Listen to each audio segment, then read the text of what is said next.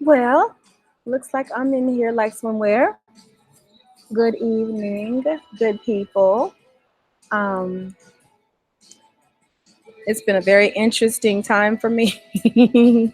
Once again, listen, I'm still trying to get this technical savvy thing down. Waiting for a couple of the ladies to join me, yeah, so we can get this party started. Thank you to everybody who's tuning in tonight, and thank you to everybody who will be listening to the playback. I'll explain the sound in the background whenever we get the conversation started as well. Check and make sure I've got access to the chat.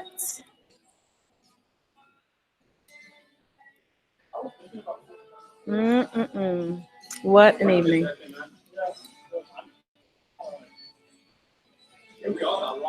In the meantime, how's everybody doing in the viewing audience? What's going on?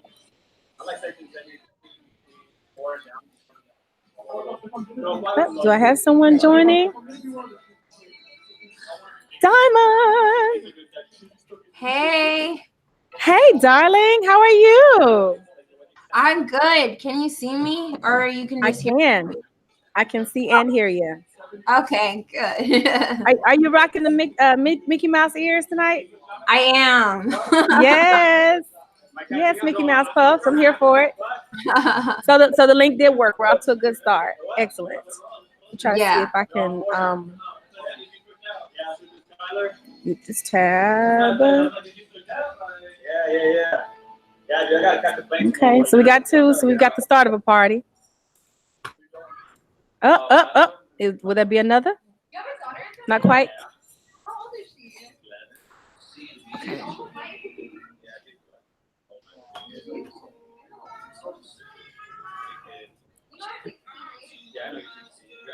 Live chat. There we go. Okay.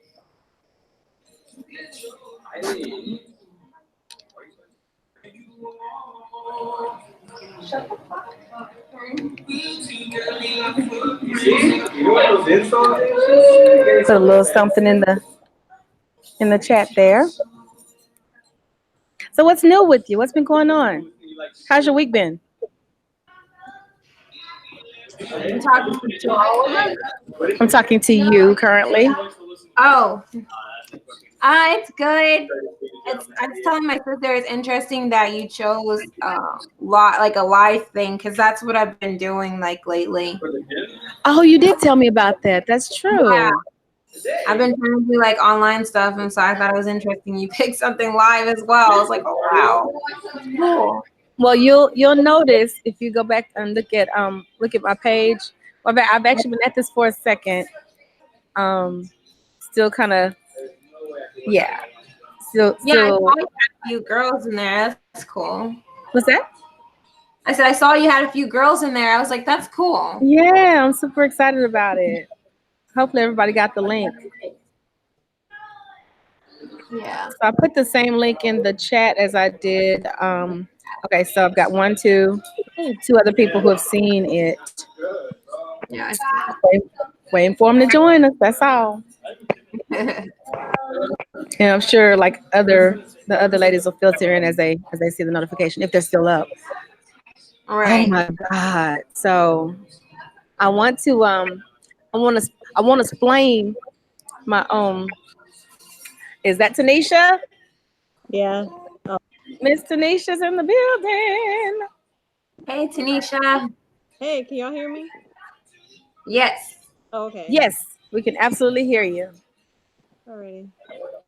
We can absolutely hear you. Dwayne's not here. Normally, he's my technical person, so I had to figure it out. But I'm here. But it's ladies' night tonight. Yeah. Hey. I can't get on, but I'm on. That part. Awesome. Let So, me try to. Nicole. Okay.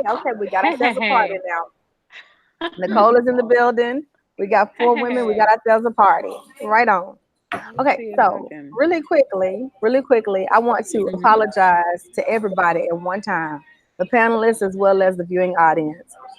Of course, these lives are supposed to start at 9:30 on Thursday, and I was late. And the reason why I was late is because it's a valid reason, y'all. It's a valid reason. Right? It's valid because I respect everybody's time. I get it.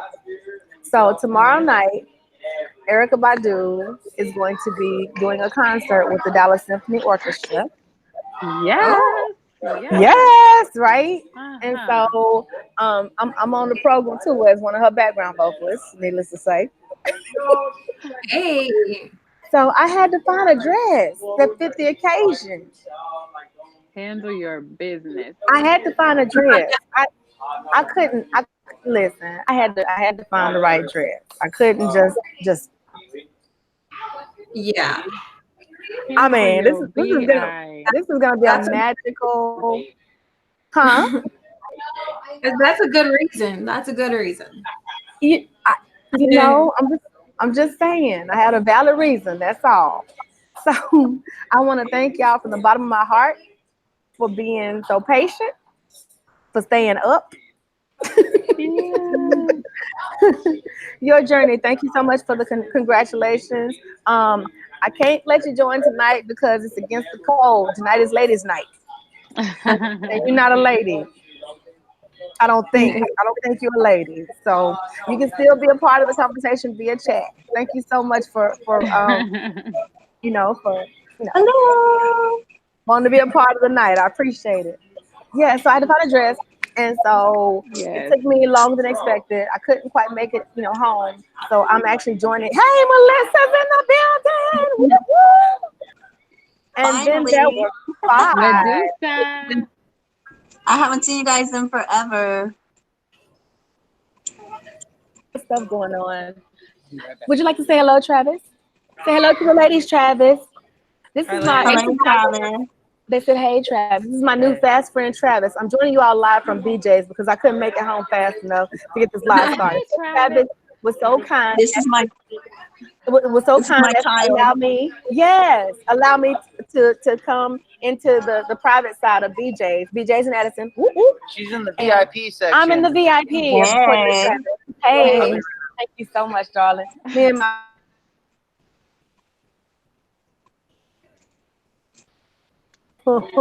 yes. You broke up. We play no games over here. We play no games. So yes, okay. So I'm gonna go one by one and introduce everyone. And as I call your name, I want you to just kind of tell everybody who you are and what you have going on currently. There's a lot of good news in this room. There's a lot of good news up in this piece. So I'm gonna start with since we've how do I want to do this? Let's see. We'll start with the newest person first. If not, we can play video. And that would be, let's see, what are you going by on here? Here, I'll go to it. You're going by, is it Davi? That's my music page. Actually, I'm surprised I'm logged in on that page. But yeah, that's my music alias. It's Diamond though. Nice. Yes, this is Diamond. Diamond, tell us about yourself. Tell us how you wound up here and what you got going on. So I met Miss Lala doing singing vocal lessons. At the event, showed me a lot of new ways to grow my voice and to grow who I am, really. So she just offered a lot of great advice over my 6-month course with her. I'm trying to develop as an artist and as a person, and I definitely felt like she helped me do that. She asked me just like 2 days ago on Tuesday if I would join, and I was pretty excited. I'm so down to join. So I'm excited she asked me to come here tonight. I'm excited to meet all you ladies too. Hey, welcome. We're so excited to have you here. Yes. Thank you. So next I'm going to, let's see. I think we missed, thank you so much. Perfect. Thank you. I think we missed Melissa the longest. Medusa? So Medusa, tell us about yourself. What's going on with you? You got some great stuff coming up that we want to make sure we know about and are able to support you in. Let's get it. Yeah, so I'm kind of in the dark right now, but so I'm Medusa. That's also my kind of stage name. My real name is Melissa. I have a set coming up at Louis Yeah. on Sunday, Dino's been asking me for the longest to do the show, and I was like, I'm not ready. I'm not ready. And then finally, I was like, you know what? I'm gonna just bite the bullet. It's been a year since I did my first open mic, so the date is important. I'm not like advertising that, but the date is important to me. So anyway, I'm excited about that. This is a lot of fun, doing the lives, and I haven't been on here like I wanted to. So I was like, even if it's 30 minutes or so, I'm gonna pop in and make sure I chat with these ladies. Because we're trying to, my kids are like setting up movie night right now. Oh, nice. Yeah, so. Yes, movie night. Yes, yes. Listen, I apologize. I'm having I'm dinner drinks along with this chat. So perfect. I should have poured a glass. Now I don't want to go. Yeah, I'm like on my second glass of wine. I was like, I need wine today. I was gonna get my little mini bottle of wine, and I was like, no, maybe I shouldn't. I should have. Be yourself, girl. Be yourself. It's a whole. I'm just too lazy to go back to the kitchen. Right, all the way.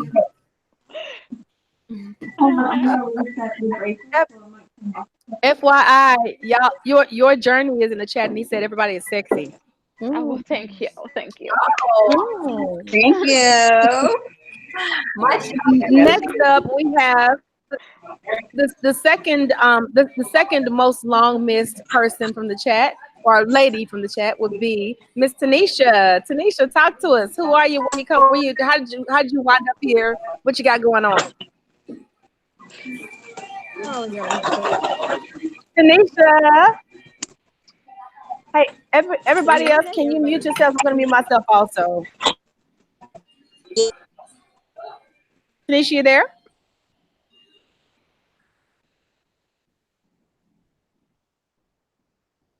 I can't tell if I muted myself. Hey, Tanisha. There. There you are.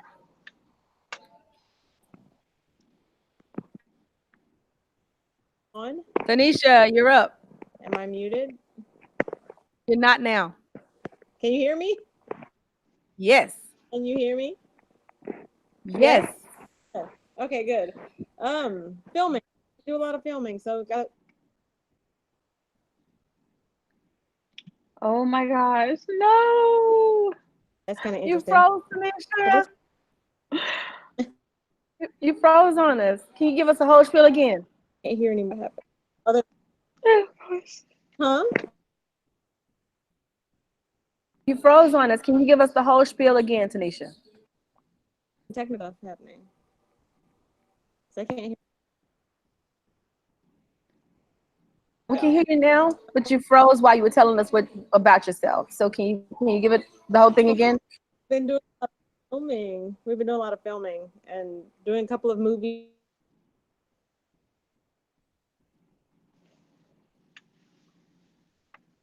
Okay, we lost you again, Tanisha. I'm gonna come back to you. You're doing a lot of filming. I caught that, but I think you're saying more. So we're gonna come back to you. Nicole Boo, check 1, check 2. You're on the mic. What's your beef? Hey, so I'm Nicole Lawson. My family nickname is Nicole Boo. Yes. But I'm all over social media under Nicolegram. That's the name of my blog and like the email gram that I send out every week. I am a singer, actor, model, and a new blogger, which I'm loving writing blogs. And I also work with a health and wellness distribution company because, I don't want to be a starving artist, but I also just don't want to have a job. I guess I'm too spoiled for that. So I'm addicted to entrepreneurship. So in a nutshell, that is me. Oh, big news.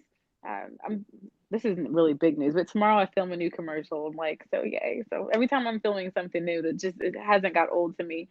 But I'm going home to New Jersey. I'm moving home, and that's a huge move because I live in Oklahoma and I've been here for many years. So I'm moving my children and I back east and getting rid of everything. And I've been scared to do it. Like for the past 2 years, I've like vacillated back and forth. So now I'm making the leap and super excited about the connections and doors that have already opened for me back east.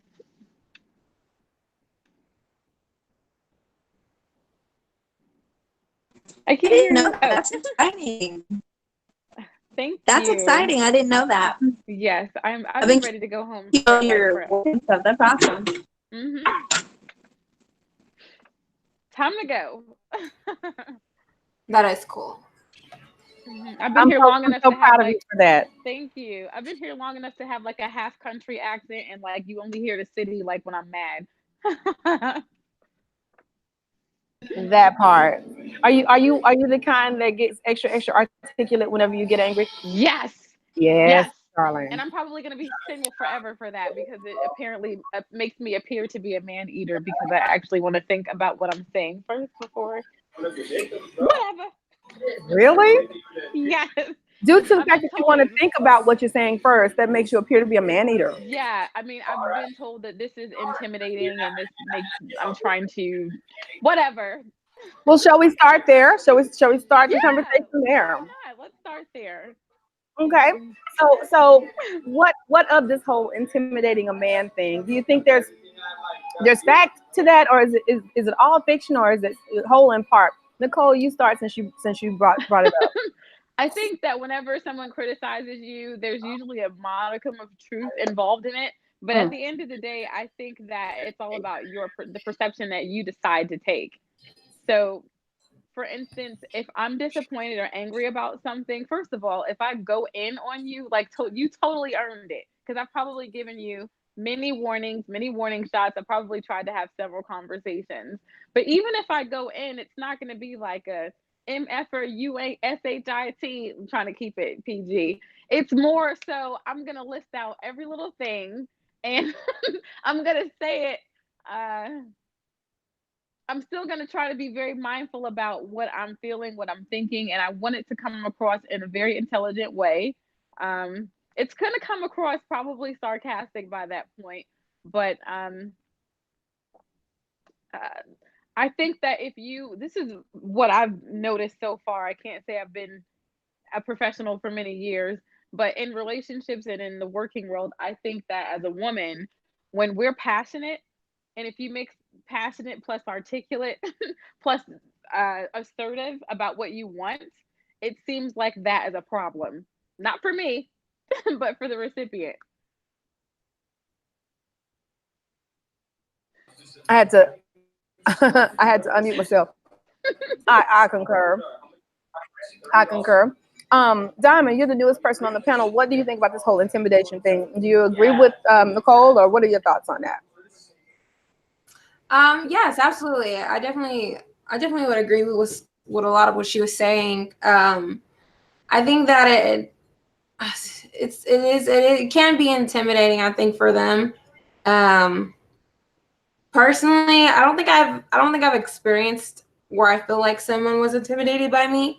At least if they were, I don't think they spoke up about it. You know, it may have been a situation where they were, and I wasn't present at least they didn't come up to me and talk to me about it at that time, you know, or say anything that would have made me think that they were at least intimidated. But I can definitely see it, especially in 2019, the route women are going, I can see men being more intimidated. So what do you mean exactly by that, with what women are going?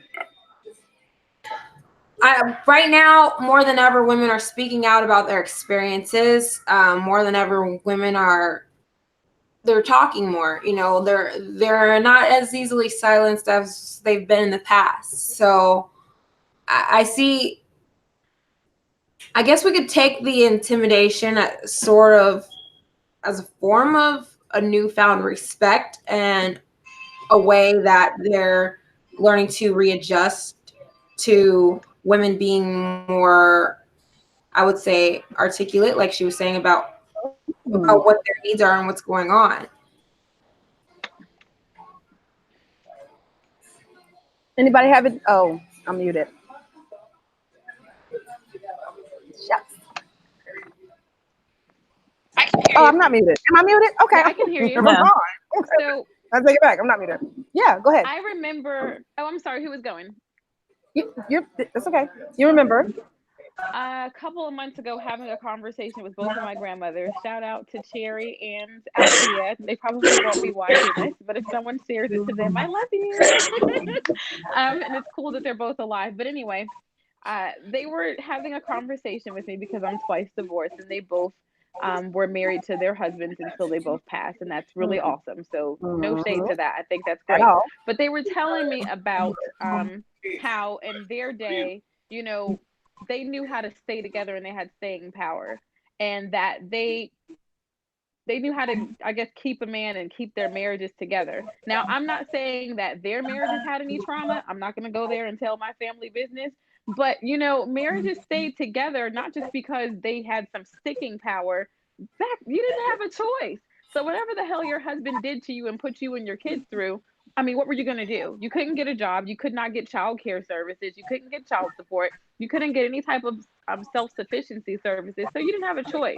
And it's different now. You don't have to put up with, you know, the bullshit. Oh, I'm sorry. You don't have to put up with what they had to put up with back then. Okay, you know, big girl pants. Just to keep your marriage together. Now the requirements are different and changing. And I think that from what and this is just my perspective, not statistics. I don't know them. So if anybody knows them, tell me. I'm willing to learn. But from my experiences and from what I've seen, I think that marriages and relationships don't stay together the same because I think that the standard for men and what they want in a relationship and marriage has not evolved with the time. Ooh, that's interesting. You know, Tanisha, is there anything you'd like to add to that?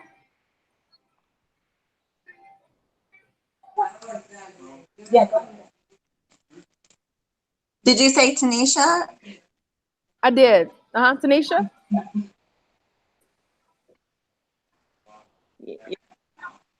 There you go. Yes, we can hear you now. Okay, there we are. I don't know. I think some of them had a choice. Hey, my grandma. Oh no. No, we keep losing you, Tanisha. I really can't comment on. Okay, we kind of hear you, but you're freezing. My Wi-Fi is crazy today. I'm sorry. Uh-oh. Okay, I think we hear you now. We can hear you now. I don't know. Oh, okay. So I said both my grandmother and my great grandmother, some women had a choice. So I don't know. I haven't been single in a really long time. So I don't know I don't know how men are today. I don't maybe. Ouch.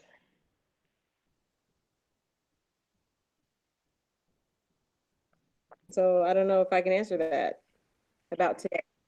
Okay, that's fair. Yeah, Tanisha, can we just call a thing a thing? You listen. Okay, let me re-enable my camera so you can hear me with your heart, not just your ears. Mm-hmm. Can you see me and hear me? Can you see me and hear me? Everybody? Can. Okay, excellent. So Tanisha, listen, okay, you got lucky. Can we? No, well, I'm not gonna say lucky. You were blessed. Can we call it that? You have lived a blessed life, because a lot of the things that women in general dream for, wish for, hope for, is your experience. And I think that is so awesome. And honestly, I also respect and appreciate the fact that you're here to offer that perspective. Absolutely. Because anymore, it kind of feels like more the exception than the rule. And I don't even like the fact that I said that. But thank you for saying that the way you said it, and from your experience. I appreciate that so much. Melissa, what do you have to add to the whole thing about intimidation or not? Is it fact or fiction? Is it overused? What we doing? I definitely think there's intimidation. A lot of people think that, I mean, as far as romantic, socially, it's not an issue, but romantically, a lot of people think I have all of these grandiose expectations. So I think they feel intimidated when you appear, because nobody really has it all together, right? But when you appear to have it together, I think that does kind of scare people away. Now, to speak on kind of what Nicole was saying about her grandmothers being married until until now or until their death, right? Something like that. They're both widows now. Yeah, my grandparents were the same way. My parents were the same way. And I don't know that it necessarily is because they had everything. Like, it's really easy to say, your marriage is amazing. You have everything that I want. But unfortunately, I feel like that's not the truth. I'm divorced. I was married for 14 years. To the same person, had kids with the same person. And from the outside, it probably looked like a wonderful marriage. We had great careers, we had great lives, we were doing everything we were quote unquote, supposed to do, but nobody knows what happens behind closed doors. So I think kind of like Nicole was saying, like, they just put up with a lot more than what we're willing to put up with. I feel like, a lot of times they probably were like, men will be men, and this is what happens. And we're like, that's not, that is not what's going to happen in my house. And so I don't know necessarily that men have changed or that relationships have changed. Kind of speaking on, and I'm sorry, I forgot your name. I just remember the diamond part. That's all I remember. But speaking on to what she was saying, I just think women are talking more. We're speaking up. We're being more bold with what we're saying. I know me and my girlfriends get together and we're like, this happened in this situation. Was I wrong? And, and they kind of were like, no, that's not okay. And so I think we're uniting and we're strengthening each other, which is giving us courage to not put up with a lot of things that we probably would have. I grew up very religious. My parents were pastors, and I think that's why I was married so long, because I was trying to do the right thing for my kids and the right thing by the Bible, and now, I mean, honestly, best decision of my life. Like, so much weight lifted off. It was a very toxic situation. And I'm happier. I don't need to be married to be happy. I don't need a man to be happy. Not that that's not wonderful. It is. But that's just not where my fulfillment comes from, I think. My 2 cents. Understood. I was watching an interview that Jay-Z was giving. I don't really know how old it was, but it was a clip where he was talking about what he was willing to do to save his marriage and to fight for his marriage. And I really respect him saying this. And I don't remember everything word for word, but it was so amazing for me to not only hear a man say this out loud, but a Black man talk about how, he had to be willing to give her time, give her space. He had to be willing to listen. And the ways that he hurt her, he had to be willing to actually like deal with that pain with her, like listen to her, allow her to express how she felt about everything that he did to her.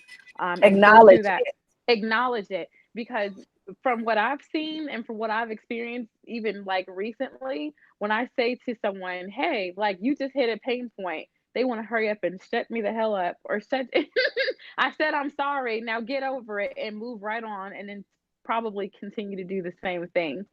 And it just, that I think was the old way. Like she said, I grew up hearing that, almost that same exact sentiment. Men are going to be men, instead of men are going to be held accountable for their actions and their verbiage, just like we're supposed to be. And isn't that, at the end of the day, isn't that, no, y'all, I'm eating, but is that not the measure of a man? With that, I didn't grow up with that one. That's awesome, and I'm sure, and I can't speak for everyone because I know it's not everyone's story. What's that? His Tanisha level says she didn't grow up with accountability and responsibility. Oh, I see. But his level of responsibility and accountability, isn't that what lends itself to, first of all, adulthood being a title bestowed upon a person in general, man or woman, like your ability and your level of accountability for your actions. My understanding is it's children that don't know any better, or maybe it's just me, right? Until they're taught better, that part too. But I want to, you all have touched on something that I kind of wanted to go into eventually in this conversation anyway. There's this word that begins with a P, that many people who have it try to shun as a label, as though they don't have it. And that word is privilege. Privilege. Yeah, okay. Right? Okay. And so hi there, young man. We see you back there. Look. Hey, bye. It's ladies' night. Hey, bye. But privilege, okay? And isn't it, Nicole, you mentioned something. I think I heard another something else. Oh, Diamond, earlier, you kind of touched on this too. Nicole, you were saying that more often than not, I'm kind of paraphrasing what you said, that it's been your experience more often than not, that when you bring it to, or when you have brought it to a person's attention, I'll just say a male loved one's attention, that they've done something that caused you, shall we say, discomfort, if not absolute pain, right? The general response and attitude is, okay, I said I'm sorry and I get over it. First of all, correct me if I'm wrong. Anybody jump in, if I'm wrong. But isn't it more a matter of asking the person for their forgiveness and waiting for that to be rendered? More so than I said, I'm sorry, so get over it. Wouldn't one say? Isn't that how the road to redemption is kind of paved? Yes, I absolutely think so. Absolutely, because it's less about being heard and more about making sure you understand each other. It's less about being heard and more about what happened. So I don't get to decide, like, if I hurt someone's feelings, I don't. What happened? Okay, Dama, you go first, and then Tanisha. More about making sure that you both have an understanding. Less about did you hear me? Did I get to say what I wanted to say? And more about, did we understand what each other just said? Do I understand where we went wrong and how we can fix it now? Instead of, well, I said it, so let's just get over it. Right. I said something. More focused on what you're saying instead of what you're receiving. Not just that, but how can we do it differently so that it doesn't hurt you again? Yeah, that part. Choose that part. Yes. Tanisha, you were saying you don't get to decide, or a person doesn't get to decide when they hurt someone else. What were you saying there? Tanisha? No, I was saying that we always tell people that, no one can put a time limit. Like, I can't apologize and then say, well, you have to get over it now. Like, I have to respect your time and the time it takes for you to heal from what's happened. I don't get to say, well, I said I'm sorry, it's over. That's just not how it works. It's just that way. Like, you be okay now, like it doesn't. Agreed. Absolutely agreed. And getting back to the thing about what I think I heard all three, Diamond, Medusa, and Nicole saying, which is that, we live in a time now where women are becoming more vocal and less afraid, if you will, to speak our truth about, about our experience, and how it's causing more men, I guess, than not, seemingly, some deal of discomfort to actually hear what we're saying based on our experience. It's hurting some feelings nowadays. So is that how does it work when you say to a person, you have hurt me, that they turn around and get offended by the fact that you're telling them that they offended you? How did we get here in society? Is that what it is? Nicole, you were saying? Isn't that textbook narcissism? Is that what it is? I don't know. You scholars look that one up. Like I heard you, but like I said, you scholars look that one up for me. But or you viewers, anybody that's a scholar in the viewership. But like I thought that was a part of it, like of narcissism. Like I hurt you, and then when you say "ow," I get offended that you express pain. Oh goodness! Wait a minute, Alice. Hold on. I thought I sent the message to Alice also. Y'all remember Alice from last week, right? Alice, if you're still here, I'm adding you to the little message thing. Give me just a second, honey. But yeah, narcissism. Did anybody look it up yet? No. And I'll tell you why. Can you hear me? Yes. Okay. I'll tell you why I didn't look it up. I just feel like that word is thrown a lot around so much lately.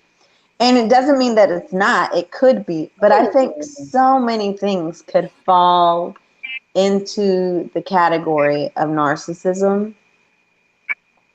Basically, it's just a horrible person. It's just a horrible person. You know, and it's just like anything that somebody does that disregards anyone's feelings but their own, that lays the blame on anyone but their own self, could fall under that category. So I feel like it's just so broad. Well, let's see. It's not a broad thing, but I'll read it in a second. It's a trending word right now, so people are using it for all kinds of things for being a horrible person. But that's not what narcissism is. And I was going to say, Nicole, you're usually the one that looks all this stuff up. Yeah, I'm on my phone tonight. So that's your job. I'm on my phone tonight, so it's like so hard to go look at the screen. It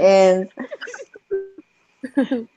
So we're saying that narcissism is a word that's apparently overused nowadays. Is that what we're saying, or are we saying that society is becoming, on an individual level, more narcissistic, or are we saying that perhaps maybe it's being recognized more readily? Anybody go? I think, all of the above. I think all of the above. Like I said, I was in a bad relationship, and I had never heard the word before.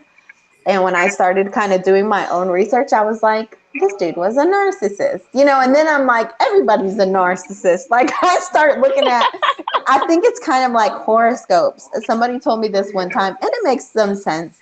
They were like, they make them, like if you read your daily horoscope, and they make them kind of vague enough to where they could kind of fit any scenario. And so it's kind of loose. So I don't know. I think it's easy to classify and categorize people, but yeah, I think it's a mixture of all of the above. We're more aware. It's being used more. And I don't remember what else you said, but all three. And that we're more aware that perhaps it's society on an individual basis is becoming more narcissistic. Yeah, I think all of the above. I want to add something to what Melissa was saying. I actually did find out not too long ago that narcissistic personality disorder is actually on a spectrum. So you're right. Everybody has one to a certain degree. As far as what I read a while back, everybody's on it. It's just that at some point you're really, really high on the scale. Oh, wow. But that could be why you're finding the traits in pretty much everyone you know, because everybody's a spectrum. Everybody's on it at some place. But yeah, that makes a lot of sense. That makes a lot of sense. Mm-hmm. I mean, anybody who has an ego has a propensity for narcissism. That's very fair, I think. Mm-hmm. And you have to have a certain level. You have to have kind of a healthy level, enough of it, in order to be certain roles like CEO or president. You better have a certain amount of that. Is you know, I was talking with a therapist about that, and you have to for certain leadership roles, but that makes sense. That's the spectrum thing. That makes perfect sense. Like Asperger's is to autism. Mm-hmm. autism is the umbrella and Asperger's is part of the spectrum of autism. Yes? Right. Mhm. Yeah. Yep. That's Correct. fair. That's fair. Thank you for Diamond. You better come on in here with some Yes. some contributions. Yes. Wisdom. I'm still trying to get Alice in here. And I thought that the other Nicole, Kimberly Nicole, was gonna be able to join us tonight too. I don't know if she saw the link or not. I just wanted to kind of throw that in there. What was I gonna ask you all next? Because it was gonna be real good. It was gonna be real good. I swear it was gonna be good. And I lost it. I hate when that happens. Oh my God. The thing about men perhaps being more uncomfortable with the fact that women are actually telling our truth more about our experience with men, if you will. Does that have more to do with, shall we say, it being a bombardment, or does it have more to do with the prospect of being called upon to give up some ground in terms of the power dynamic? Does that make sense what I'm asking?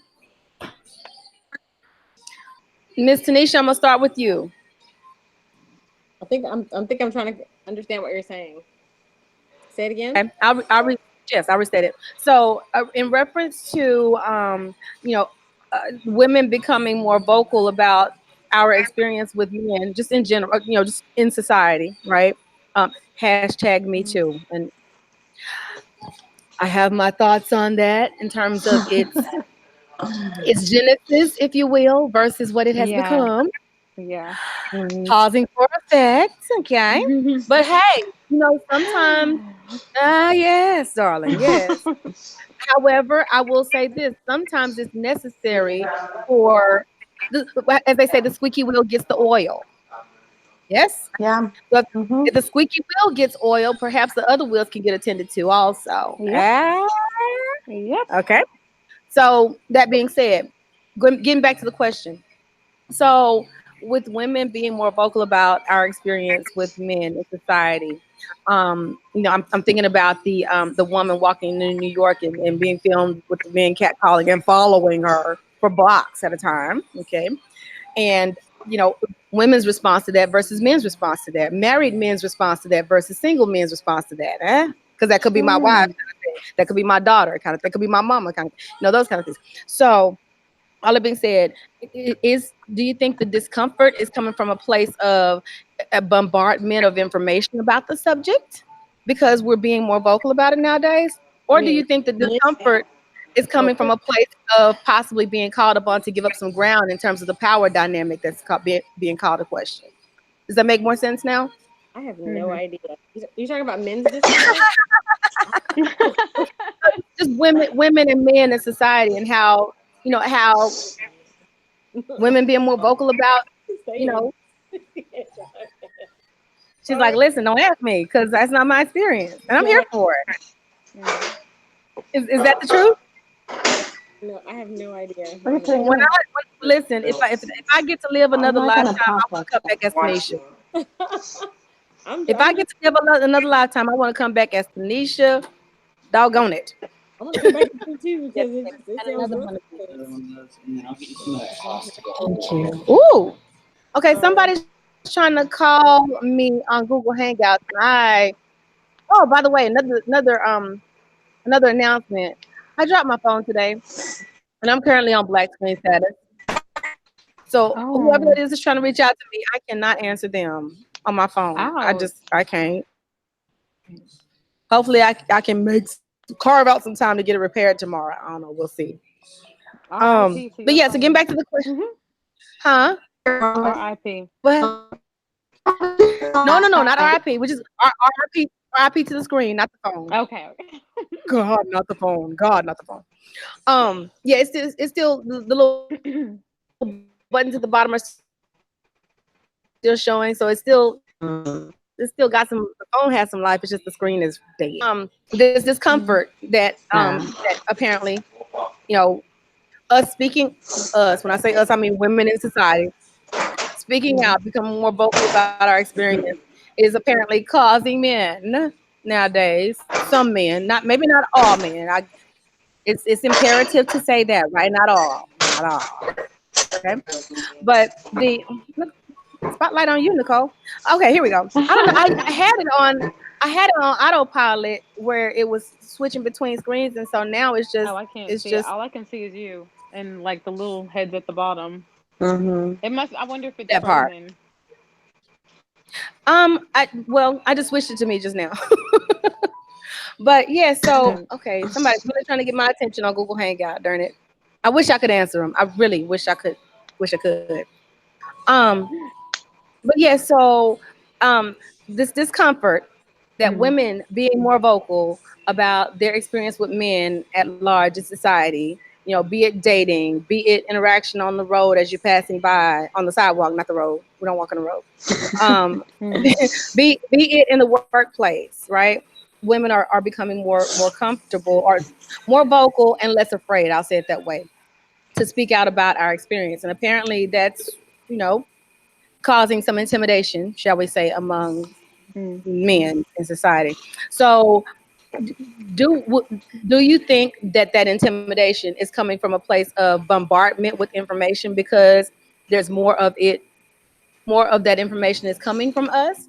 Is it bombardment, or is it in reference to the prospect of being asked maybe to give up a little ground where the power dynamic is concerned, where the privilege is concerned? Uh, Does that make more hmm. sense? It makes sense. I understood the question. Just that's a hard one to answer because I think it depends on who the individual is. I think if you are, I think if you're an all-in pig, then it's more about the power. You're uncomfortable because you don't want to give up the power. I think if you're just ignorant, as in you just don't know, then it's probably just a lot of new information to take in and process. So I can tell you my experience because I've been going on a lot of dates lately. Um, just trying to put myself out there. I'm upfront with people. I'm really direct. Um, and I'm gonna Speak say on it.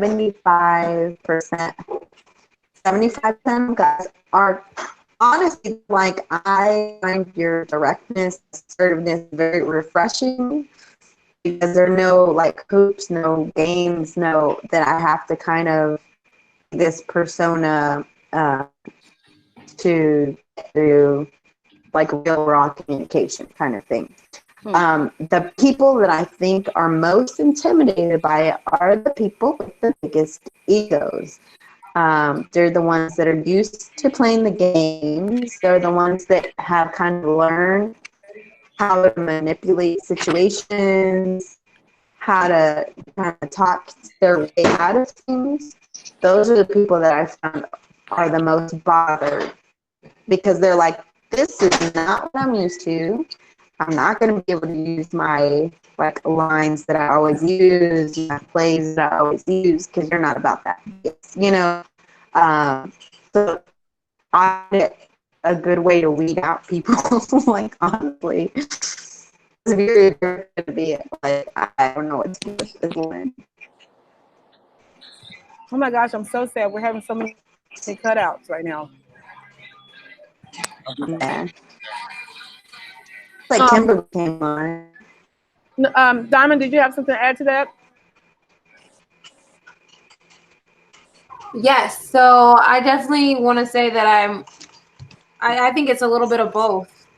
I think that there of course are some men out there that kind of like Nicole was saying that are most definitely, you know, intimidated for the wrong reason.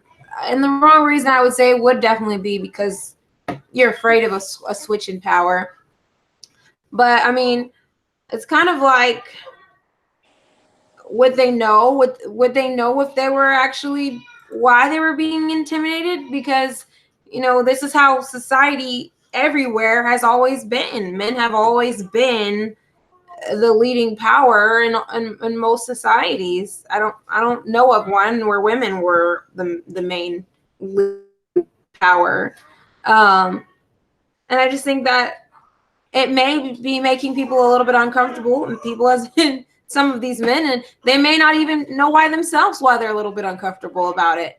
I definitely think social media plays a larger role in our society today than it's ever than anything has ever played, really, because I have the feeling that, especially kind of where you were going with the Me Too, Miss Lala, is like there are some parts about it that it's turned into something else, and when it started for something that was very positive.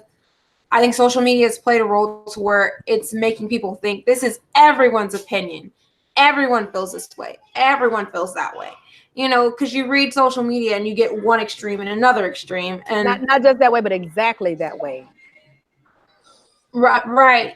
Yeah, like that you're this far left or this far right. And I think that could be changing people's perceptions, and it has affected my perception of situations that have been public and things that we're dealing with as a society. So I think maybe that could be where some of the intimidation comes from. Well, that's pretty dead fair. If I do say so myself. Right on. On the subject of privilege, because in an interesting way, I think everybody has, shall we say, an opportunity to be privileged.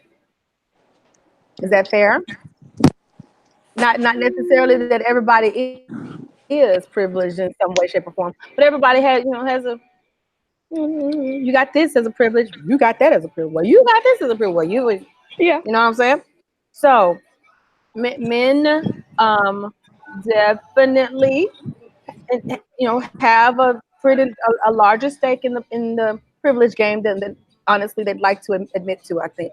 And I think that part of that privilege is knowing it and not acknowledging it, not being held accountable to acknowledge it, if That you will. sounds familiar. Oh, does it? Oh yes. And I'm gonna leave, I think we know where we're going with that, and I'm gonna leave that there for now. Like we may come back to it. I'm gonna leave it alone there. We may come back to it, but this is woman centric tonight. Woman centric. Right. Right. So, But there are all kinds of women yeah, that part. with all different right on. privileges. Woman centric. Right on. Exactly. So with that being said, the privilege, the privilege that is socially acceptable for women is, to whatever varying degree, I'm gonna say that in possible effect, the privilege of being hypergamous in their dating choices. Is that a fair assessment to make? That's a generally accepted privilege that women have? First of all, I'm gonna start with that. I'm gonna go down the line and ask everybody yes or no. Starting with Tanisha. Yes or no, Tanisha?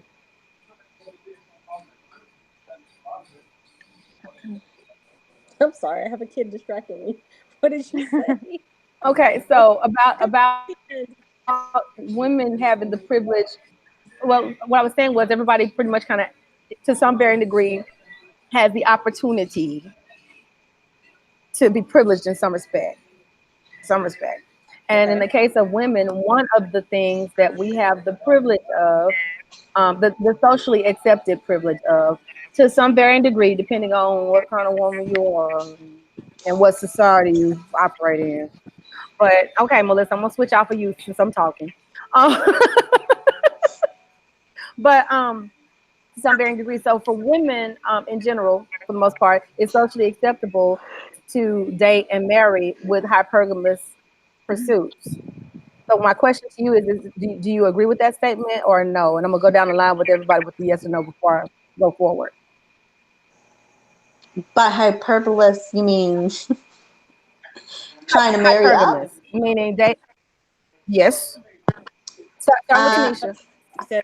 Oh yeah. Yeah. Yes, I got a yes from Tanisha. Melissa, what'd you say? Is that yes or no to you? I think it's expected from women. To some varying degree. Okay, right on. Nicole, what do you think? Yes or no? Oh my gosh, I'm gonna get okay. I'm just gonna say yes. I'm gonna leave it there. I'm picking up what you're putting down. Okay. Kimberly, you joined us. Yes. Kimberly, welcome to the conversation. Hello. Oh, I God, missed a whole lot of it. you here for the party. You here for the party. Welcome. So, I see. I switched to wait, and it. So I switched to Kimberly just a second ago, but it moved. Okay, was I moving to Diamond next? Diamond, yes or no? That's gonna be a yes for me, Miss Lala. For you? Okay. Kimberly, do you think that it is a socially accepted privilege that women have that to some varying degree, depending on what woman you are, what walk of life, what ethnicity, blah, blah, blah, blah, blah. Some varying degree is a socially accepted privilege that women have that we are pretty much is a no brainer that we date and marry with the hypergamous pursuits, meaning up. We're looking for dating and marriage to be advantageous to us. Mm-hmm. Yes. You agree? Okay. Very fair. Very fair. So now, with that said, I would like us then to talk about this whole subject of hypergamy. Is it someone else mentioned something about standards not changing with the times? Is that a standard that should be expected to change with the times? And Kimberly, I'm gonna start with you because we've heard from you the least with answering that question. Standards with the times. Yes. Come back to because So what happened is earlier someone mentioned that there are some dating and relationship standards that seem to not have changed, have evolved with the times that we're in currently. So my question is women having hypergamous pursuits? Okay, let me switch back to me now. Women having hypergamous pursuits, a standard that needs to change with the times, and if so, how? I'm gonna add that too.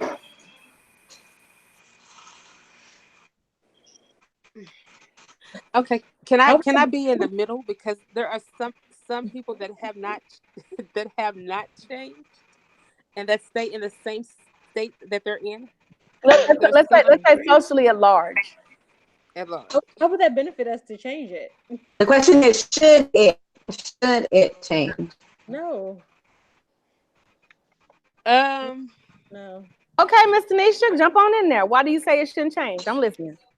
Why would anybody marry someone that was not going to be advantageous to them? That would be weird. You know. Granted, in some shape or another, but in this case, in terms of hypergamy, just financial. That's specifically in reference to financial and or social status. But why wouldn't you? Okay, but so as a woman, can you make a case for hypergamy then? And why it should not change? I mean, I can only speak for me, but I would, because I'm used to being taken care of. Like growing up, my parents took care of me, and my husband takes care of me, so I'm used to that. Like, why would I want to give that up? When you say take care of, in what respect? In all respects. Mm-hmm. Come on, in all respects. Mm-hmm. Hey. you have our goals. Hashtag goals. I'm with Wall on that one. We all need to come back as Tanisha. I swear. Listen, I'm turn my camera back on. I'm trying not to look like a whole little piggy over here. Since but you have to realize that there are not a lot of men that are like Dwayne. So we have to get outside of Dwayne Washington. There are not that many men that are like Dwayne Washington. Given that point, let's put Dwayne Washington aside. Well, given that point though, since there are not a lot of men like him, would that be a case for the idea of hypergamous pursuits where women are concerned to be a relic of a bygone era? In your opinion? No. Who said no? It was me. Okay, can I chime in? Please. Yes. Kimberly, I think I got a yes. I see a head nod from you. Medusa, you want to chime in? I'm listening. We're yes. Listening. Okay, so have you all seen that meme that says his I'm not sure is this other guy's I knew the moment I saw her, something like that? I'm paraphrasing. Mm-hmm. I think the problem is that so many of us settle thinking that we're not going to get that. And so we end up, we want it quick. We're not patient. We want it now. And we end up with all going through this list of losers, for lack of a better word. I'm gonna make sure I get myself the camera so I can. Yes. And you know, so a girl made a post the other day on Facebook. I'm a social media junkie, so a girl made a post the other day talking about, I should have known all men are the same. And I said, girl, you need to learn to beat them at their own game. Like, you need to come into this situation knowing I'm not giving this guy the green light. I'm not giving this guy any room until he shows me for sure he is different. Like, you got to go into it assuming that they're the same. You know, like, I think because that's how men are. I've talked to, I grew up with two brothers. I didn't grow up with any girls in my house. My mom was a tomboy. Like, I'm very tomboyish in many ways. So I get along well with guys. And I've gotten a lot of insight from that. And they're like, you know, when we approach a girl, when we whatever, like, we're not going into it thinking this is forever. We're going into it thinking she's cute. We'll see how long this lasts. You know, until you prove different, that's where you lie.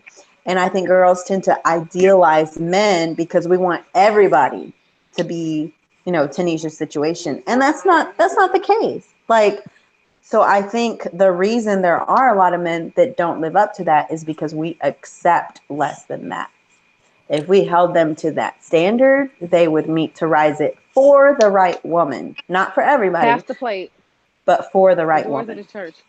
And I think too, sometimes too, we go into relationships thinking that they're not going to be the right person. So we are the aggressors.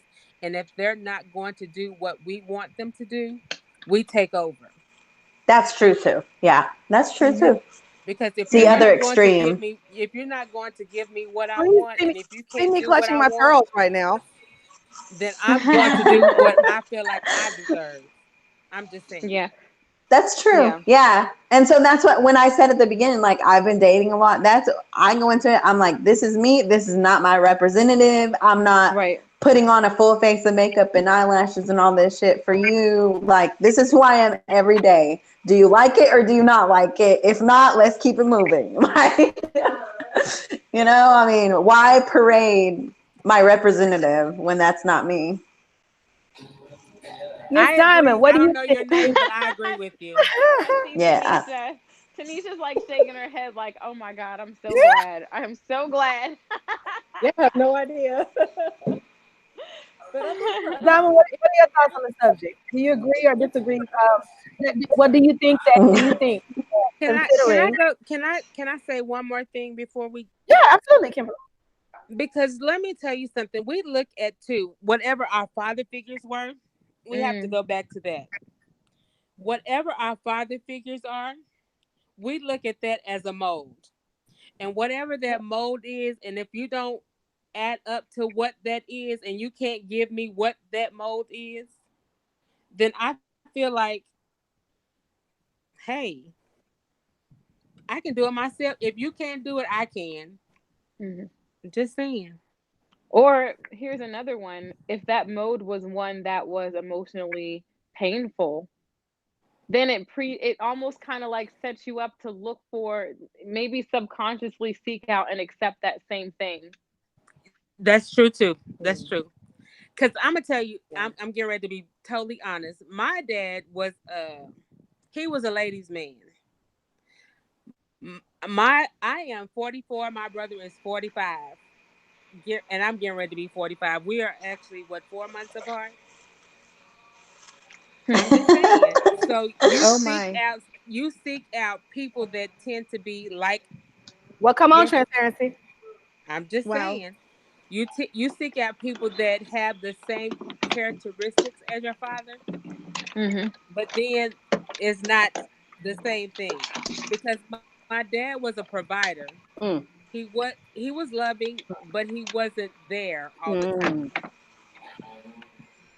Just saying. Okay, that's fair. Okay, so can I move the conversation to that really quick? Real quick, I just want to say, Okay. before we I just want to say, in case he's watching or in case he gets to watch the feedback of the playback, shout out to Willie Johnson for being the reason why, frankly, I'm not married right now. He's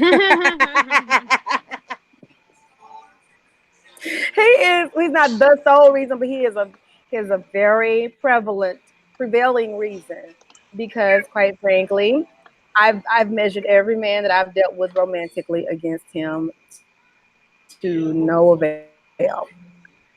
To me, he is evidence of what's possible. And y'all saw my nose flare up just then. He is he is evidence of what is possible. And I am not going to settle for less than the man that he is. Not in his personal form, but in terms of his spirit, in terms of his willingness to give himself over for his wife, in terms of his heart for his family, in terms of his desire, his will to be a good person, and in so doing, becoming a pillar of the community, as it were. So not narcissistic pursuits for the sake of appearances, but because he's such a good person, he's such a good-hearted person that I posted a picture of me and him, and I saw some people say, Willie J, and then I saw one person responded and said, a great man. And if, in my opinion, any man that doesn't have that as their pursuit, to be known as a great person, indeed, not just in desire, but in deed, because that's my desire, and my that's what how I pattern myself, is to be good to people, because it's good to be good. And so I don't want to be paired with a man that doesn't have those pursuits. You were saying somebody wanted to move the conversation forward to a certain place. So shout out to Willie J once again. Thank you, Dad, for being who you are. So it kind of goes along with what you said and then steers it somewhere else. So same.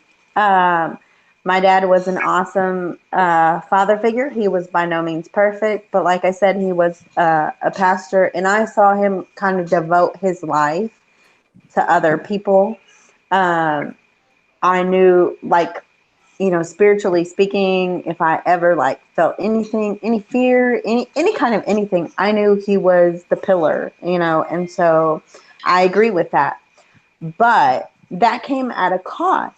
That came at missing, for example, I have two older brothers, missing my brother's football games, missing a lot of social activities, because his life was the church, and like I said, now that I've been dating and things, it kind of helps me figure out what I want and what I don't want. I definitely cannot stand a man with no ambition, no goals, no hustle. It doesn't matter. You don't have to necessarily make the same thing I do. You don't have to do the same thing I do, but I want to see that you're not talking a lot, that you're putting all of this stuff into action, right? But again, that comes at a cost. They're not there all the time. They're busy. They can't, So as women, I want to get your feedback on that. How do you balance wanting a man with ambition, with the hustle, you see him progressing, he's more action than word, but also balancing being there for you, being present in your life and everyday minutia that really adds up to big things in the end? That's a hard thing, because it's kind of selfish in a way, maybe, because you want one thing, but you want him to do one thing, but you want something else in return. You want him to be there, but you also want him to have a hustle. You have to find the equal medium. It has to be an equal medium somewhere. You can't have it all and say, well, I want you to be here, but I also want you to have a hustle too. Had you asked me this question a couple years ago, I might have been the woman to kind of whine about not enough quality time and blah blah blah. But now that I've lived a little bit and I've gotten more bills and responsibilities and I got these kids, I'm like, look, boo, let me help you pack your bags. You know what? We can FaceTime, we can Skype. Who you want me to be tomorrow night? Okay, honey. And I got girlfriends for all that shit. Pause. Say it again. Okay? Who do you want me to be tomorrow night, darling, when you get home? Which wig do you want? How you want it, whatever. So now it's like I got girlfriends for all that running the mouth and chatting and blah blah blah and the day-to-day, how was your day? I got girlfriends for that. And I'll see you when you get back and we'll connect. Like, let's have some great quality time. After you get that bag, let's have some great quality time on a jet somewhere. Vacation or a boat. in the cave somewhere. Or a boat. How about that boat experience, Nicole? How about that? That was so awesome. Like, those experiences, of course, they change you and they change your taste. Yes, girl, the boat experience was great. And it's like, Yeah. Now she's like, Future View needs a jet and a boat. Yes. That. So I don't feel so. And then being somewhat of a, I guess, kind of public figure when you do anything in the public, I understand. And then my first husband was a preacher and a musician, and I've dated, guys who are musicians and stuff like that. So I understand that other thing too. And I don't get so jealous anymore just because you're out in front of a bunch of people and you're getting a whole lot of attention, or you're out and you say you're at the studio, or you're saying that you're going to perform. First of all, I got a life and I got my own career I'm trying to run after. So I'm not chasing behind all your social media posts and all these little girls. I don't care where you work up your appetite, honey, as long as you eat at home. So, but that's a whole. How about that? Say that again. Hold on. Say that again. Where you work up your appetite, as long as you eat at home. But yeah. So it's not so much of a problem. I think that maybe just comes with maturation, that those aren't issues so much anymore. And now you better put the right in the right syllable, maturation. Come on now. Now I feel like, and then us as women, like, we have so much going on that it's like, I don't really have that time to give you, like, to be waiting for you to come. Yeah. You just learn that things don't bother you as much anymore. You learn to get past things. Men don't see that so much because they feel like they need your all in all. They need all your attention. Ooh, girl. Like, dude, it's not that serious. Dude, look. Well, I want to add that, Alice, if you're still in the chat, please check Facebook. And real quick, Alice, if you're still in the chat, please check Facebook Messenger. I added you to the private message group so that you can click on the link and join the conversation, because I know you have some perspective on this. I know you have. Yeah, and I know that I know you do. Right. And I know that when you say men, you're not meaning all men. I think it's a certain type of man that may be more needy, and maybe it's the man that didn't have like the motherly nurturing and stuff coming up. And I think you're right, because I'm speaking because my husband didn't have the nurturing type, and so he is that I need to know where you are at all times. Yeah.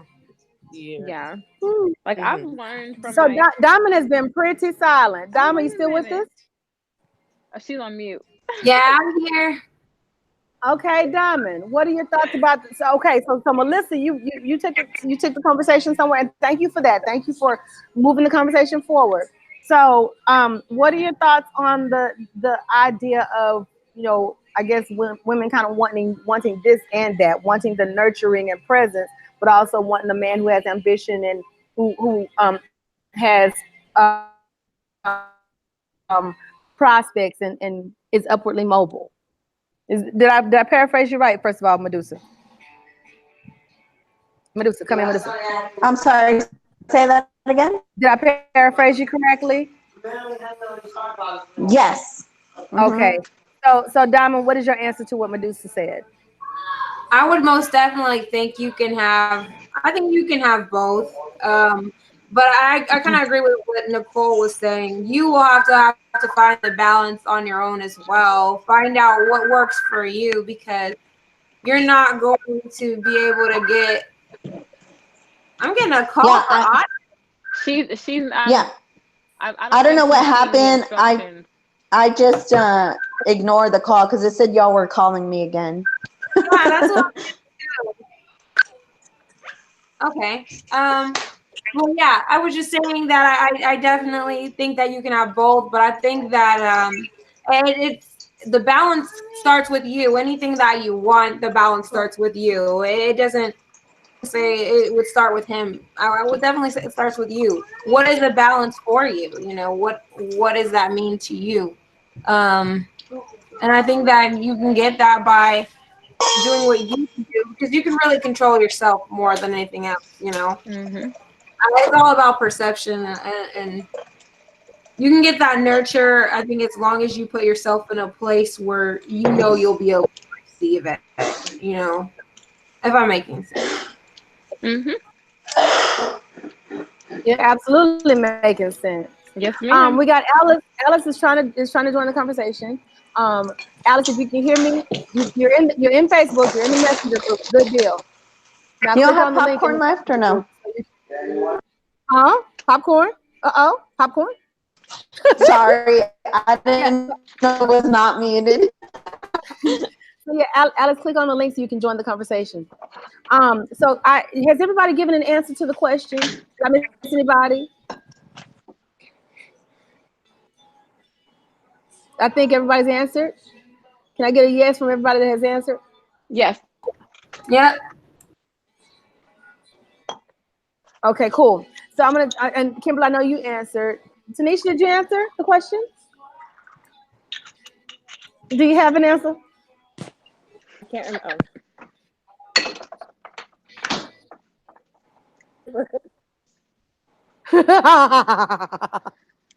Tanisha's like, yeah, check. He's here and he provides, check. He's got ambition, check. Yes. Listen, if there's such thing as reincarnation, I'm coming back as Tanisha. I got dibs. I said it first. You said what now? Lala, I can't be first in line. Huh? I can't be first in No, line. I got first dibs. I called it already. I'm just saying. You can be in line, but not first. Not first. Nope. Can we be naked? Huh? Can we be naked side by side? No, sugar, no. I don't do sister wives. No. No. I don't care what lifetime it is. Nope. You got 13 bags at once. SMH. I'm not sure. Okay. So my answer. Listen, y'all gonna probably all go wow when I get my answer. Mm-hmm. So, in essence, and Medusa, I'm paraphrasing what you said once again in order to give an intelligent answer to the question. I'm hearing some snapping, crackling, and popping somewhere. What's up? Oh, sorry. That's me. Snap, crackle, pop.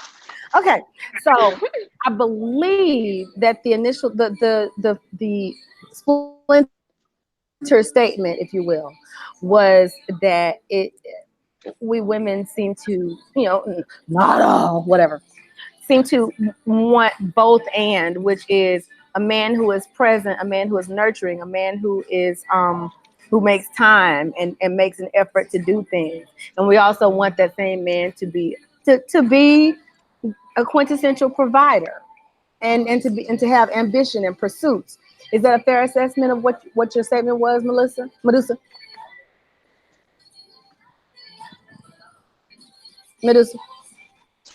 Yes.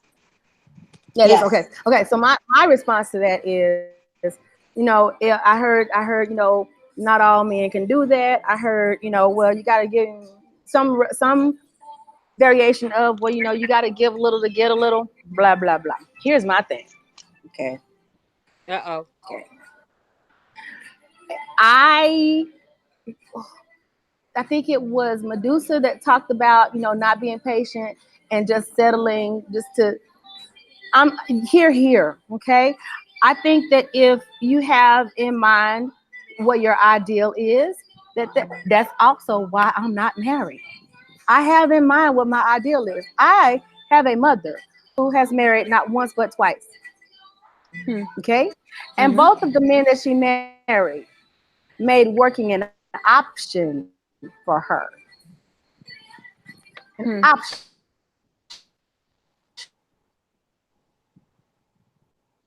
An option that she I need gladly to exercised I need to get her number because so she position can and lay the placement, game for me. of course, well, I wish it was an option for me. I can tell you what I've seen. I can tell you what I've seen, but it's an option that she gladly exercised because she, aside from taking care of business at home, she also wanted to have, if you will, play money. And the ability to do not necessarily independence, but just leeway to do what, not just what needed to be done, but also what she wanted to do with buying gifts for Christmas for kids, or things of that nature. um and so that's been my experience growing up. And am I fiddle style? What we got? Something kids. Alice, is that you? It is I. Fiddle, I'm in the car. Hey. welcome. And We're so headed. in my case, that's kind of become, you know, that was my experience growing up, and that would be the experience that I would want to have in my married life as well. Thank you so much, Travis. Thank you, Mama. Such a sweetheart. Thank you, Travis. Yeah. The lady said thank you, Travis. Did they? They did. Tell them I said thank you. Dad. He said thank you back. Y'all heard him? So, with that being, thank you. I'll go ahead and leave that out. I'll go ahead and leave that out because I got cootie concerns. Yes, cootie Put it on concerns. top. Thank you so much. He's even bagging my leftovers for me. That's sweet. So yeah. Yeah, I got two. So with that being said, if you want a man that can, you as well, thank you, that can provide both and. You ready for this? Either A, seek a man that's in your age range that's doing that. However, you have a better chance at finding that with a man who is older. And white. This is someone who is further down the road. I heard that. Further down the road. I cannot disagree, honey. I hear a whole lot of background noise, and it's causing me to holler Nicole, did you unnecessarily. hear me? I sure did. It's because somebody has a lot of wind blowing. Let the one go. I'm just A whole lot of wind. Okay, though. Okay. How old is too old? Wait a minute, because now you hollering too, because we're trying to holler over the wind. So whoever it is, can you maybe mute yourself if you're not talking? I'm trying to get Okay. Alex, is that you? Yeah, babe. I'm trying to mute myself. Hold on just a minute. Thank you. I'm gonna let Melissa give her answer, and then I'm gonna introduce you as part of my panel too. So Medusa, what were you gonna say? It's not an answer, it's a question. How old, because I recently encountered this, how old is too old?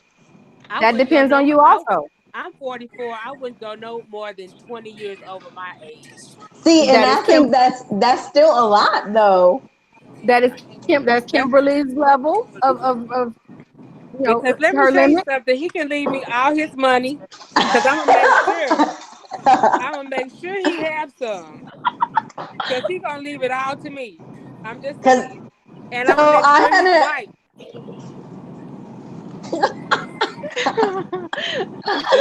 She just said that. When hypergamy speaks. Yes, she did. Because I recently had that issue. There was a dude, he's 22 years older than me, and I was like, okay, just roll with it, see where it goes. But then I was like, dang, like periodically I'd be like, dang, you're almost my dad's age. Like that was always the thing. I'm like, man, you're almost my dad's age. I was like, I just couldn't do it. I couldn't do it. My second husband was many, many, many years older than me.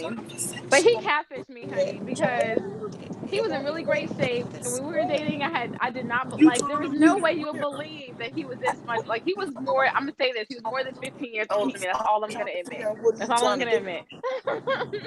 But, like, that's kind of how this was. I thought he was like 45, not 55. Yes. Like, but I feel I should have got some sugar daddy benefits. And instead, I got the Splenda You daddy sure treatment.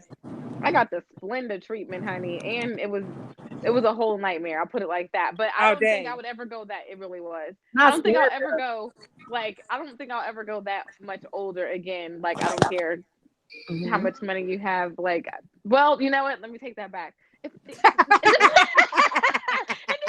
like your level of attraction. You know where you're at. You know, are you willing? Because I think the older they get, the more settled they are, and they're not exciting anymore either. Like, they don't want to do too much of anything. Maybe when they 60, they just want to rub your leg. Oh, you know what? I can deal with that. I don't have to get. I'm just saying. No, ladies of the panel. Ladies of the panel, I wanna introduce to some and present to others. Miss Alice Davis. Alice, do us a favor and let us know who you are, how you got here, and yeah, what you got going on. Who you are, how you got here, what you got going on.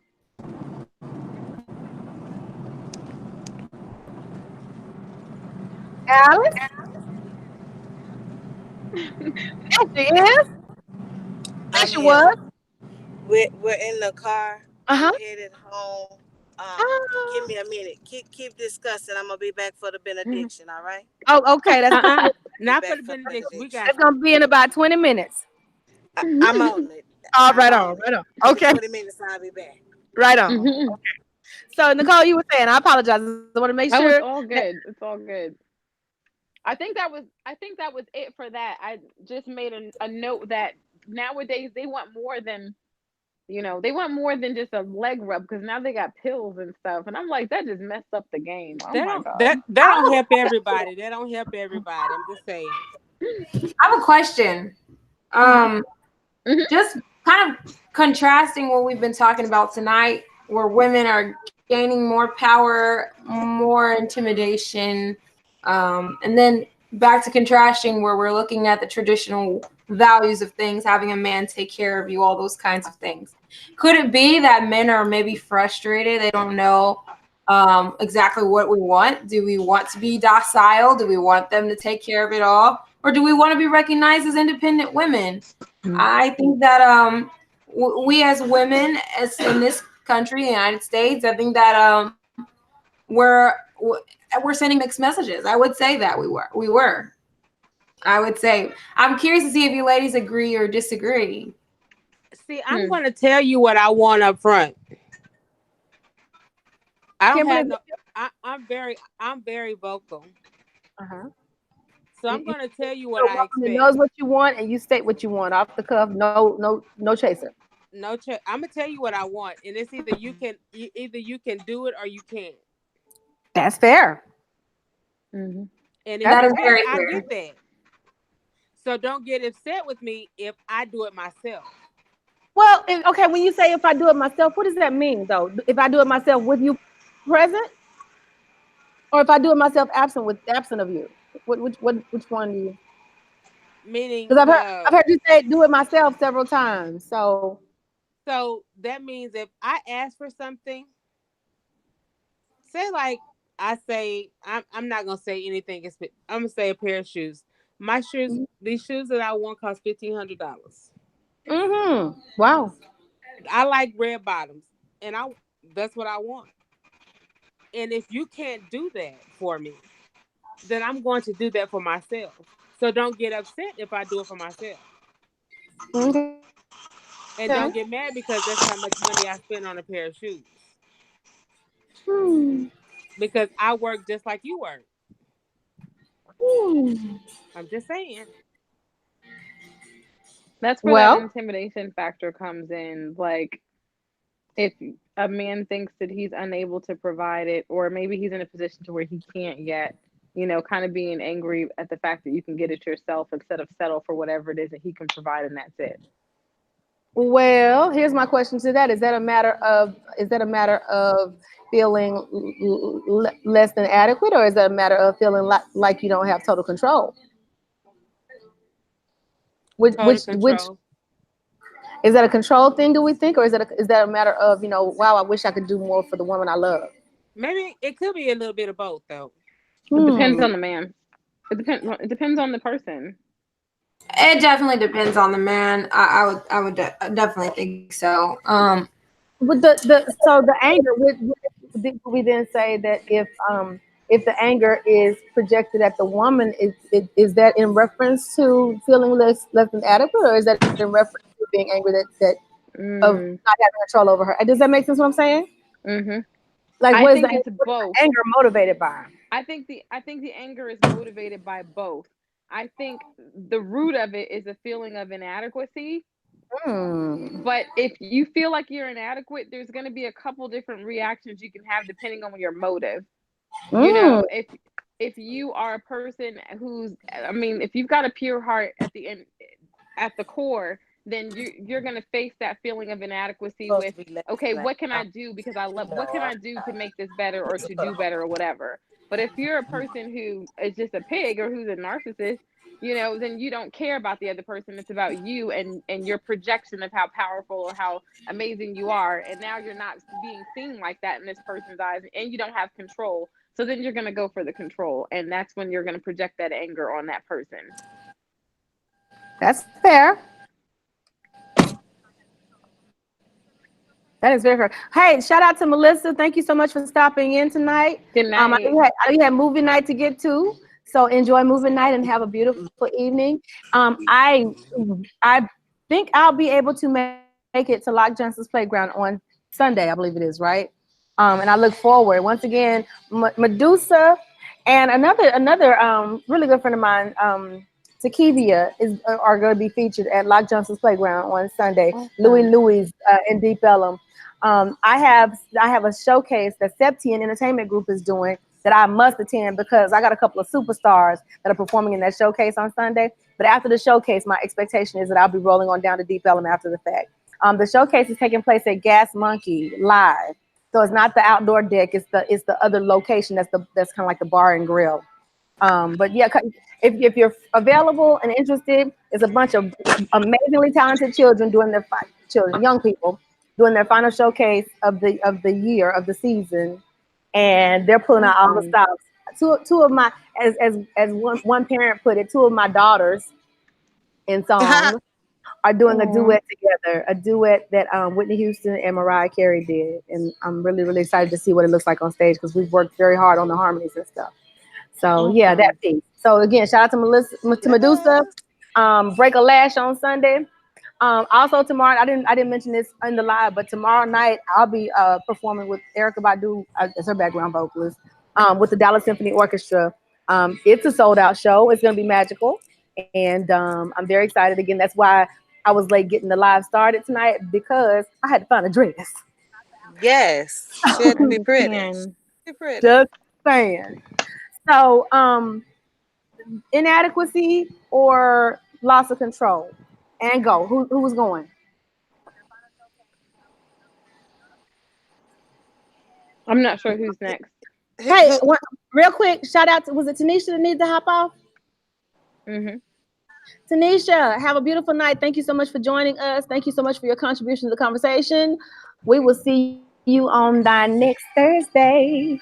Miss Lala, thank you so much for inviting me tonight. I'm having a great time.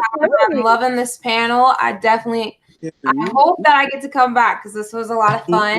I do have to as well. Should we make a part 3 next week? Is that what we're saying we should do? I would be down. Okay, so I got 2 in agreement. Anybody else? Yeah, that'd be good. I have a shoot early in the morning. I've been trying to hang in there. Yeah, thank you so much. Kimberly, are you in agreement? Yep, that'll be good. Alice, are you still ready? Yes, baby. I'm ready to get a benediction and the announcement. Okay, Alice, real quick, tell us who you are, how you got here, and what you got going on before you deliver the benediction. Before I deliver the benediction, it is your love sound engineer. It's Alice, and she's here. You probably can't see me. I'm hiding out of my car. We've had a long evening, dealing with some family issues, taking care of my sisters. And I'm gonna come in here this evening and try to help take care of you beautiful sisters. Come on. I've listened in all the way home, through 2 counties, 47 miles. I've listened in to this conversation, and we made it home just in time. for your Excellent. church announcements and these closing benedictions. So y'all continue, and I'll be right here when you get back. Okay.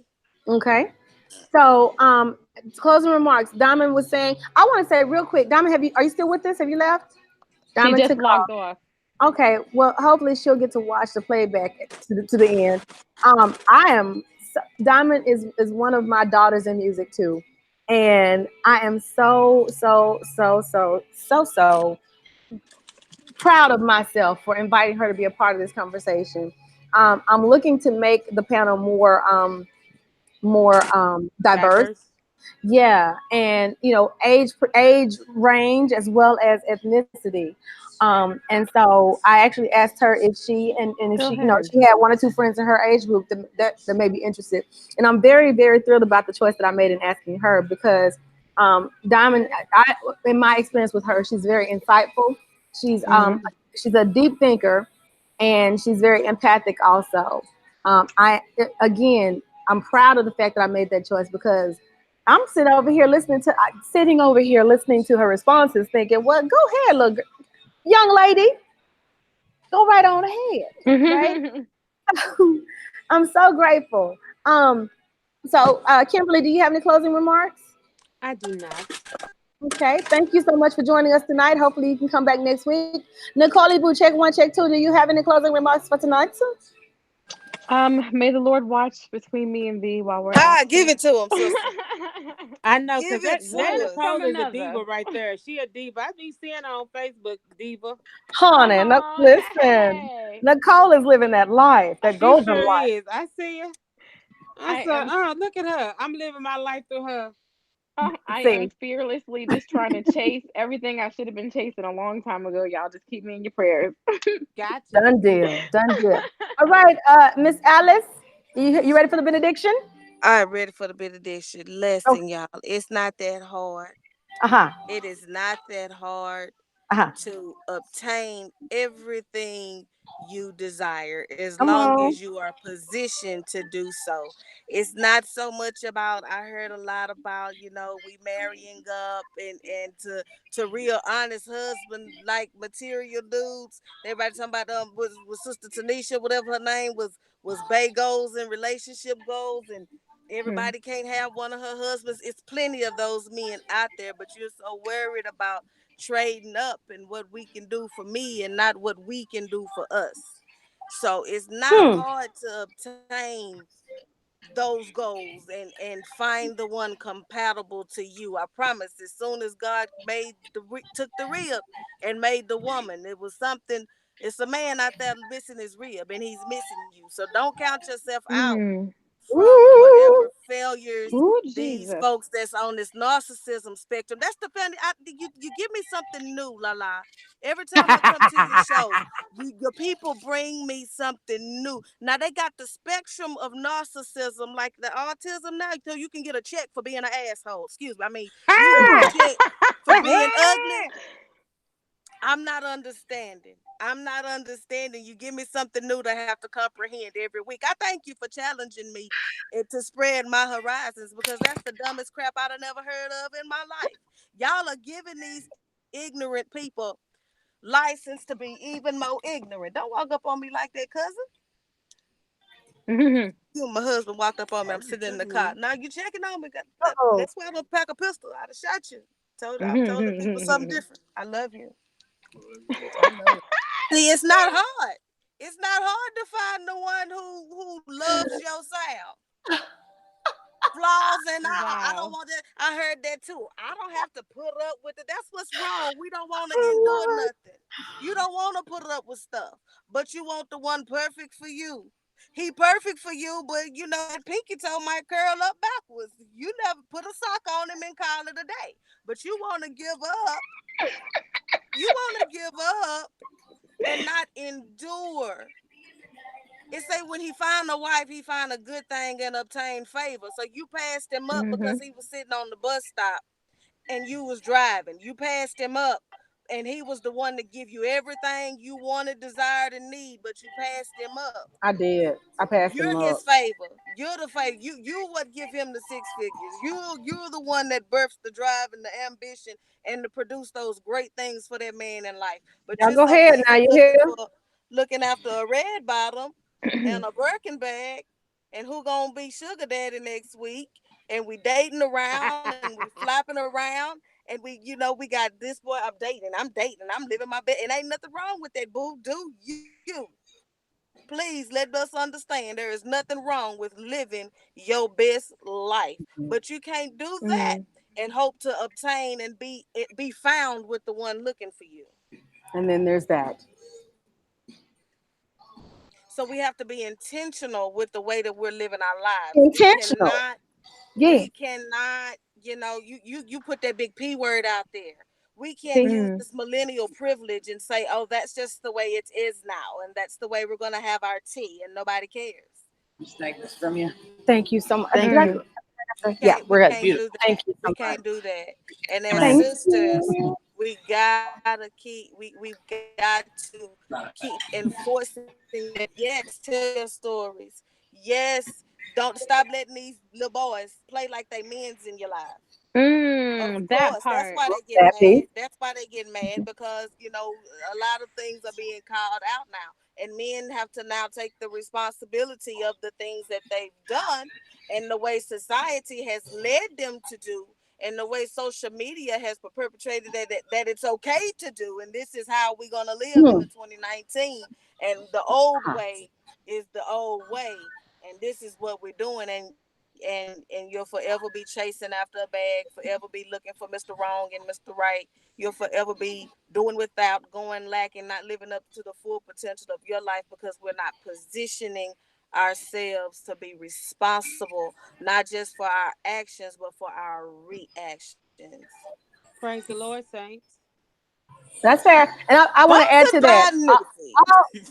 All if I may, and correct me if I'm wrong, but I heard you say some do you boos and all. So everything that was just said has context, and at the end of the day, just kind of restate what I said. We have to know what it is that we're actually trying to do, what our intentions are, and then set our actions accordingly. I'll be honest.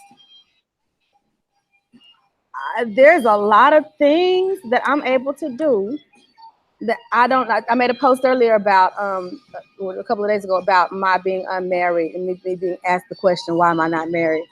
And at the end of the day, I like me as I am, and the person the man that I wound up pairing with, God willing, the creek don't rise. I don't expect him to look for me to make him anything, and I don't expect to see him as a means of making me something that I'm. In fact, I like who I am. Looking at Allison and well, I was gonna say was looking at from the outside, looking at y'all's relationship, and also looking at Tanisha's relationship from the outside, Dwayne from the outside looking in. You all seem to be augmenting or to be adding to each other's presence as individuals, rather than one making the other one happy or one making the other one. Does that make sense? What I'm saying? Well, that's what we're created to do. That part, and so I just want to make sure I understood you correctly. So if that's not happening in my life, I'm good like I am. If that's not happening, that's where he looking for you. You're not supposed to be looking for him. Go ahead with your daily routine. Back to your regularly scheduled broadcast. Because you're not supposed to look for him. He looking for you. He looking for you. That's fair. But when he finds you, what are you adding to each other? It's not, okay, I got this and I'm me, and you got this and you, and I'm gonna be me, and this is who I'm gonna be. I'm gonna tell you from experience, that don't work, because that was me. That was into my marriage, being so independently who I was and unapologetically who I was. Now, those are the things that made my husband love me, but those are also the things that made him wind up resenting me because I was so independent. He could do nothing for me. So what was he there for? Oh, that is so mean. I'm not trying to be that either. But okay, Kimberly, that is so you.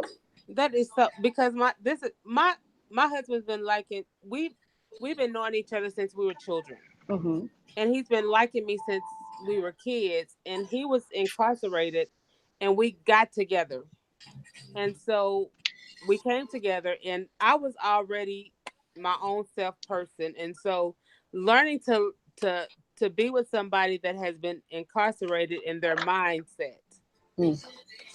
And trying to blend that was hard for me because he was one way and I was another. So coming out into the free world, and I was outgoing and friendly and spoke to everybody. And when I was speaking to people, he portrayed that as me as flirting with other people.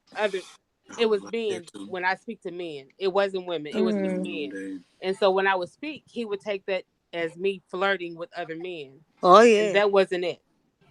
I heard. Oh yeah.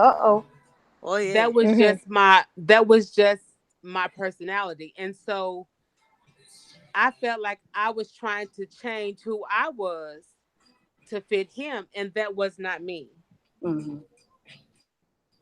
And so we ended up clashing a lot. And so he tried to provide for me, and I made more than he did. And so he tried to provide, and so I was like, I can do this on my own. I don't need you. I don't need you to do for me because I can do it myself. And so I felt that made him feel less than, I think. And so that put a strain on our marriage. And so I'm trying to work on that. I ain't there yet. I'm working on it. I ain't there. I'm a work in progress. That part. We definitely need to make Ladies Night a part 3 next week. And so it is. I thank you all. So Nicole just tapped out. So that's our cue. Just make sure you add a man next week. I need to add a man to Ladies Night next week. Yes, because you gotta get a male's point of view on all of this stuff, so it won't be one-sided. Well, that's Ladies Night. No. And here's the thing. I'm helping one another. That part. I do intend on bringing back the full panel. I think after next week, and I'm gonna look at the last 2 videos as well as the one next week, and maybe kind of pull some questions from these 3 videos to present to the whole panel at large. We can get a masculine and feminine perspective. Is that fair? Is that fair? It helps so many. Man, I got some calls today, and this could really help a lot of people. And I'm Lord. He said, open it up, Lala. You're helping us. Open it on up. You're opening it on up. I feel like yeah. Hey, give me a little bit of time, Zeke, if you don't mind. Give me a little bit of time. And I want to listen. Thank you so much for caring, first of all, and for wanting to for caring enough to want to offer your perspective on the things that we're talking about, and for mentioning that this is important, not just the stuff that we're talking about is important, not just to women, but also to men. In terms of having a discussion about. Thank you for that. It is now 11:48 p.m. ticking close to midnight, and we all got stuff to do tomorrow. Yes. So I'm gonna say once again, thank you to the panelists tonight. The ones that came, the ones that went, the ones that came later. Thank you to everybody that has been a part of the live viewership, that has participated in the chat. Thank you so much to the people who are gonna come back after the video is done and watch the playback. Thank you. Come back to Lala's World next week, 9:30. I swear, nothing's gonna get in my way of starting on time next week. Nothing. I don't care if it is a dress for the Dallas Symphony Orchestra performance that's happening tomorrow. That would make me late. That would make us late. And it made me late tonight. And I found the right dress too. I'm so excited. I shall take pictures and post them after tomorrow night is over with. But again, thank y'all so much. I will see you again, same bat channel, same bat station, same bat time, 9:30. And good night in the meantime. Good night, everybody. Good night.